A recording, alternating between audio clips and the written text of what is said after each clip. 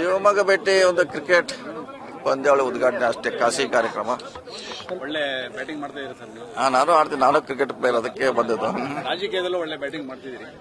ರಾಜಕೀಯ ಮಾಡ್ಲೇಬೇಕು, batting ಆಡ್ಲೇಬೇಕು. Googly ಹೋಗಿದೆ, ಸಕ್ಸಸ್ ಆಗೋಲ್ಲ. ನೋಡೋಣ, ಅವಕಾಶ ಬಂದಾಗ ನೋಡೋಣ. ಅದಕ್ಕೆ ಎಲ್ಲರೂ ನಿಮ್ದೇ ಟ್ರೋಫಿ ಅಂತ ಹೇಳ್ತಾರೆ. ಇಲ್ಲ ನಾವು ಅದಕ್ಕೆ ಸಪೋರ್ಟ್ ಮಾಡಿದ್ವಿ ಅಷ್ಟೇ. ಈಗ ಅವ್ರೇನೋ ಬಹಳ ಉತ್ಸಾಹದಿಂದ ಮಾಡ್ತಿದ್ದಾರೆ, ನಾವು ಬಂದು ಅದಕ್ಕೆ ಪ್ರೋತ್ಸಾಹ ಮಾಡೋದು ಅಷ್ಟೇ, ಮತ್ತೆ ಎನ್ಕರೇಜ್ ಮಾಡೋದು ಸ್ಪೋರ್ಟ್ಸ್ಗೆ ಉದ್ದೇಶ ಅಷ್ಟೇ. ಈಗ ಕಪ್ಪು ನಿಮ್ದು ಕೆಪಿಸಿಸಿ ಪ್ರೆಸಿಡೆಂಟ್ಶಿಪ್ ಇದು ಅಥವಾ ಯಾವ್ದು? ಅದು ನೋಡೋಣ, ಇನ್ನೂ ಅದು ದೊಡ್ಡ ಮ್ಯಾಚ್ ಇದೆ ಅದು.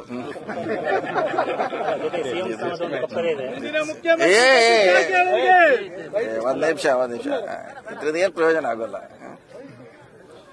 ಇದನ್ನ ಬಿಟ್ರೆ ಲೀಡರ್ ಆಗ್ತೀರಿ ನೀವು.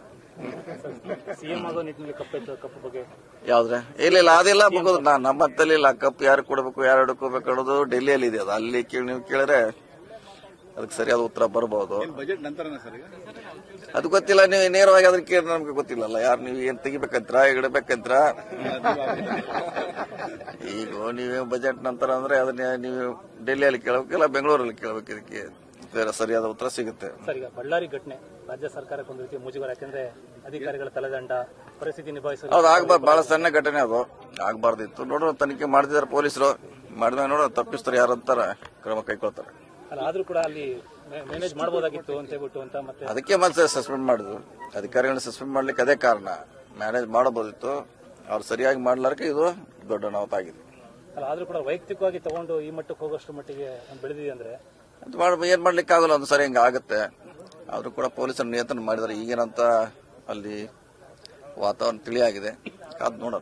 ಈಗ ಬಿಜೆಪಿ ಆರೋಪ ಅಂದ್ರೆ ದ್ವೇಷ ಭಾಷಣದ ಕಾಯ್ದೆ ಜಾರಿಗೆ ತರ್ತಾ ಇಲ್ಲ. ಈ ದ್ವೇಷ ಭಾಷಣನೇ ಮಾಡ್ಕೊಂಡು ಹೊರಟಿದ್ದಾರೆ ನಿಮ್ಮ ಶಾಸಕರೇ.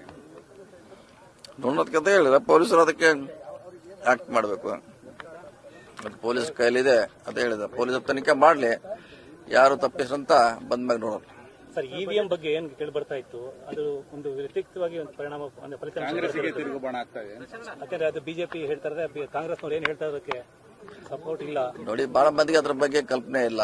ಕಾಂಗ್ರೆಸ್ ಮಾಡುವಂತ ಏನು ಆರೋಪ ಇದೆ ಅದು ಎಲ್ಲರಿಗೂ ಗೊತ್ತಿಲ್ಲ.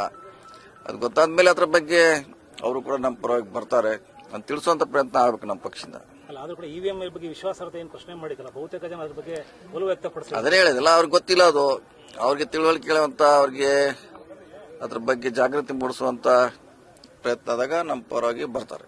ಈಗ ಹಲವಾರು ಮುಖಂಡರುಗಳು, ನಾಯಕರುಗಳು ಸಿಬಿಐ ತನಿಖೆ ಆಗಬೇಕು ಬಳ್ಳಾರಿ ಅಂತ ಅಂತದ್ದೇನು ಬಳ್ಳಾರಿ ಆಗುವಂತ ಇನ್ನೂ ತನಿಖೆ ನಡೆದಿದೆ. ನೋಡೋಣ, ಇನ್ನೂ ಸ್ವಲ್ಪ ದಿವಸ ಹೋಗ್ಲಿ.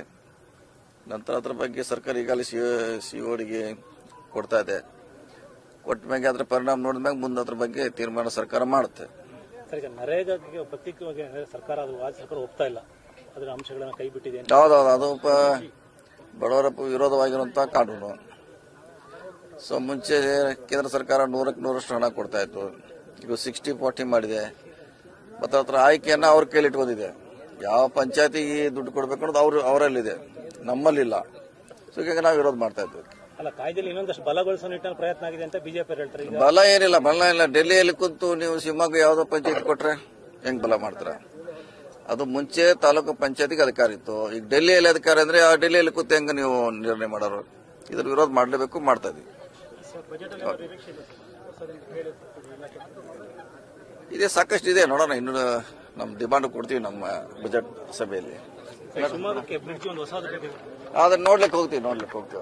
ನಿರ್ಭೀತ, ನಿಷ್ಪಕ್ಷಪಾತ, ವಿಶ್ವಾಸಾರ್ಹ ಸುದ್ದಿಗಳಿಗೆ ಮತ್ತೊಂದು ಹೆಸರಾಗಿರುವಂತ ನ್ಯೂಸ್ 18 ಕನ್ನಡ ಈಗ ಆಪ್ನಲ್ಲೂ ಲಭ್ಯವಿದೆ. ದಯವಿಟ್ಟು ಇಲ್ಲಿರುವ QR ಕೋಡ್ ಅನ್ನ ಸ್ಕ್ಯಾನ್ ಮಾಡಿಕೊಂಡು ಆಪ್ ಅನ್ನ ಡೌನ್ಲೋಡ್ ಮಾಡೋದಕ್ಕೆ ಮರಿಬೇಡಿ.